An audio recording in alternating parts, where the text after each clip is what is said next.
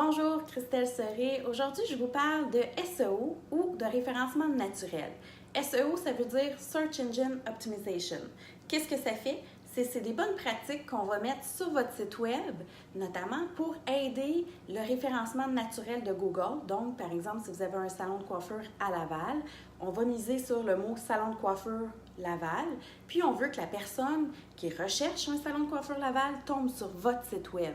Donc, c'est ce qu'on appelle des bonnes pratiques pour le faire.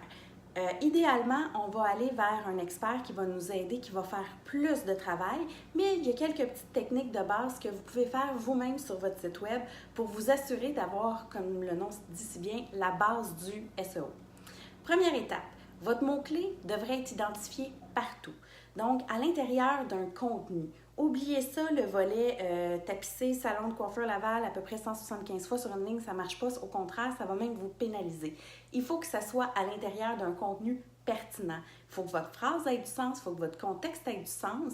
Puis, il faut appuyer, dans le fond, ce qu'on dit avec vos mots-clés principaux sur la plupart de vos pages, ou du moins quand ça se présente.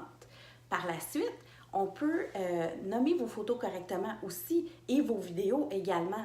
Donc, encore une fois, je reviens avec le salon de coiffeur se situe à Laval. Bien, vous voulez sortir quand quelqu'un ne connaît pas votre nom avec ce mot-clé-là. Si vos images, vous en avez plein, mais qu'il n'y a rien qui les identifie, ça ne va pas vous aider. Fait que c'est important de bien nommer vos images aussi.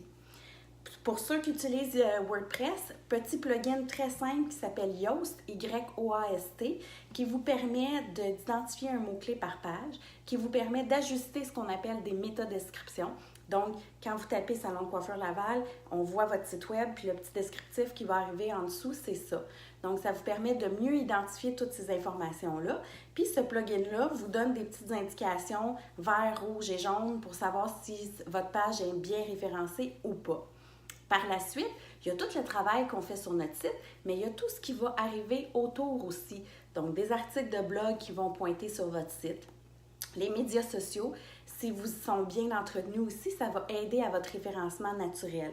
Donc, c'est plein de petites tactiques que vous êtes capable de débuter vous-même avant d'aller vers un expert pour vous assurer au moins d'avoir ce qu'on appelle la base. Puis par la suite, bien, vous allez pouvoir upgrader avec votre référencement naturel.